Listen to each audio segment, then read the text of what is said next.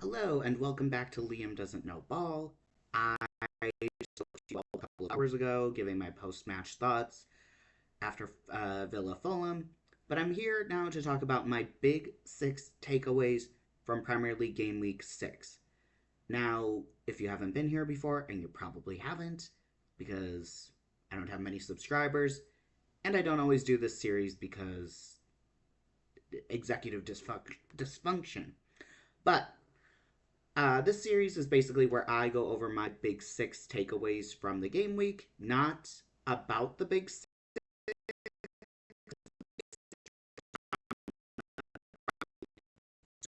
start.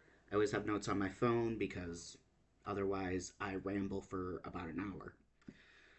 So let's start with that United fan. I know his first name's Frank. I forget what his last name is, but he's never going to be able to cut his hair again. And it's not because the results are terrible, though that is, of course, the premise of the challenge, but because the performances are terrible. Look at Chelsea. The opposition went down to 10 men after 5 minutes, and then Man United, of course, had a man sent off. And Maraska made poor substitutions, poor, very defensive substitutions, because I still think Chelsea, when they're at their best, a limp Man United, they can beat a limp Man United because the system is so easy to exploit. But, whatever. He's the boss. Oh, and Palmer went off in the first half. I forgot about that until just now. So lots of things happened in their favor, and then Brentford, who, fair play, have had a good start to the season, they, I mean, Amarim's system is so easy to exploit, and he said he's not going to change it.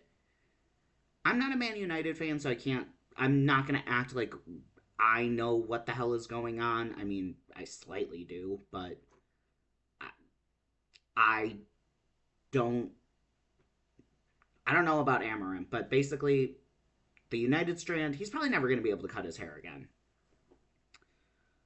Let's see. Oh, speaking of Chelsea, we're seeing why experienced, cool heads are needed.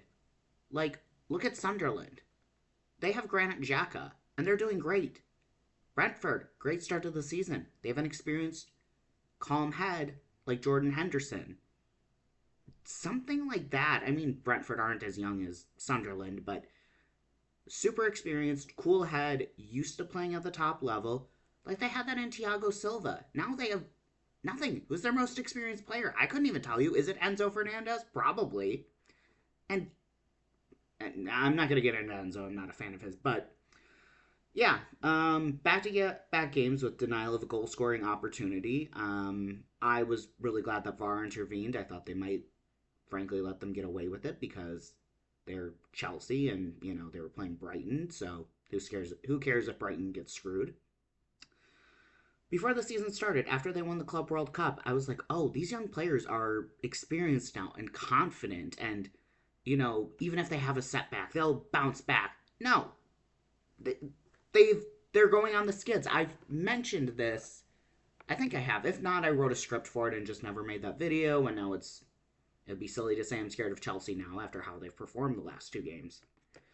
But they've, I mean, they.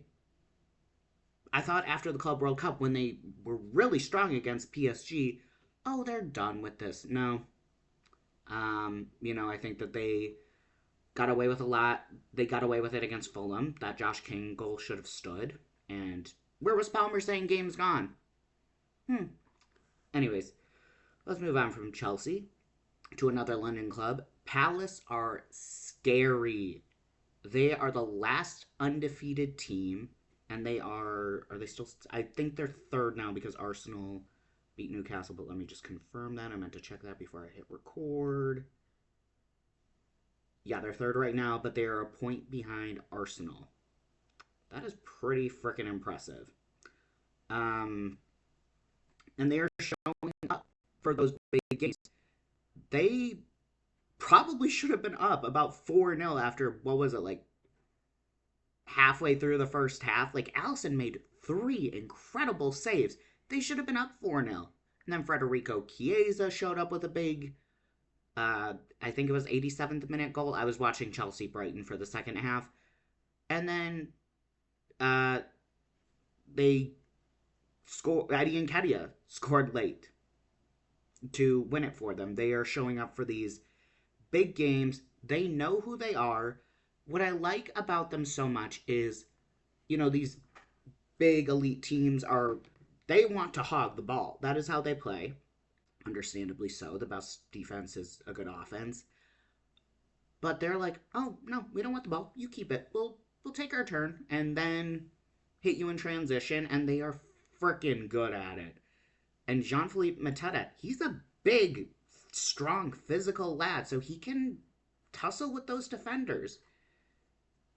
They're really good at it. They don't get pulled into playing the opposition's game. They play their game. Let me see what else. They could be dark horses for UEFA Champions League. Why did I say UEFA? We all know that. Obviously it's 6 weeks in. It is far too early to say that. They still have to get started on their they have started their European campaign, but I don't think it's going to be much of a challenge. If they keep putting in they kicked the crap out of Liverpool. That might be a little. They were looking pretty damn good.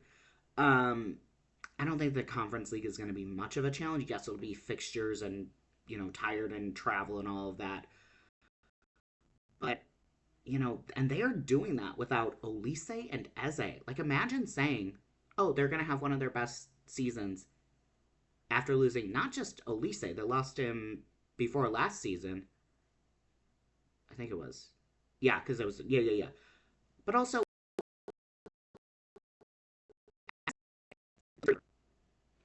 hat is off. I'm not going to take it off because my hair is a mess, but hats off Palace. Okay, let's move on to. I was having trouble kind of deciding. I'm not going to talk about Arsenal Newcastle. I didn't really take anything super away from that game, like late winner, cool. So I'm going to move on to another story I wanted to talk about. Wirtz, so far, is a flop for £100 million plus. That's not good enough. What he's been doing is not good enough. We're 6 weeks in, as I've been saying about a lot of these stories, but so I'm not going to say that he's going to flop all season, but it is just not good enough, and it is a big enough point that I wanted to talk about it.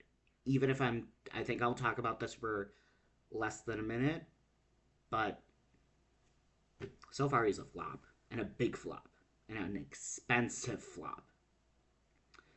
Okay, next is going to be another story I'm just going to talk about briefly because I made a whole post-match, but Villa got the win. Hell yeah. Off the mark. And so I'm not going to reiterate everything, but my big takeaway was we played with tempo. We weren't playing this slow, scared, boring crap. We, like I said, played with tempo. And I'm hoping for a lot more swashbuckling performances. Because when you play like that, it's at least not boring. There were so many games where I was like, oh, it's such a slow start. And I'd look at the clock and we're like 22, 23 minutes in and we've done nothing. So that was really good. Again, Buendia really brought a lot of intensity. He was bringing such passion. And he's showing he has a role to play. He was up for sale until the last day. And he's like, I don't care you guys didn't want me. I am here and I'm going to work my ass off. And if nothing else, he's just increasing his transfer value. So, well played, Emi Buendia. And then, this game hasn't happened, but I'm going to talk about West Ham versus Everton because why does West Ham like to sack their manager like midweek? I'm sure it's to get the manager in officially, blah, blah, blah, but like, while you're getting the I's dotted and the T's crossed, is there anything wrong with it having an interim manager? I don't know, whatever. But they did this last year when they brought in Potter. They brought him in, he had one training session before and they do this midweek, like not immediately after. Again, I know it's probably just to get the new manager over the line, but before a tough away game. Last year, it was against, and I only know this because it was against Aston Villa in the FA Cup. And that's when Villa Park was scary. And granted, we did beat Fulham, but it's Dr. Fulham. So, why do they do this? And now they have to go to Hill Dickey. Do I want to call it Hill Dickey? Hill Dickinson, just so I sound like less of a dick. under an Everton who are looking pretty good. Again, 6 weeks in. We always have to caveat it. But they look like a complete unit. Jack Grealish is ripping it up. So I I don't think that it would be unreasonable to think they qualify for the Europa League or the Conference League. And you're bringing in a new manager to, I don't know. And I do think it's funny that you're bringing in one of your biggest rivals for former managers. That's always fun. So those are my big six thoughts. My big six takeaways, I should say. United fans never going to be able to cut his hair. Chelsea continue to go on the skid once they've had a setback. Palace are scary. Verts so far is a flop. Villa got a win. And West Ham make interesting management moves. Thank you for watching and up the Villa.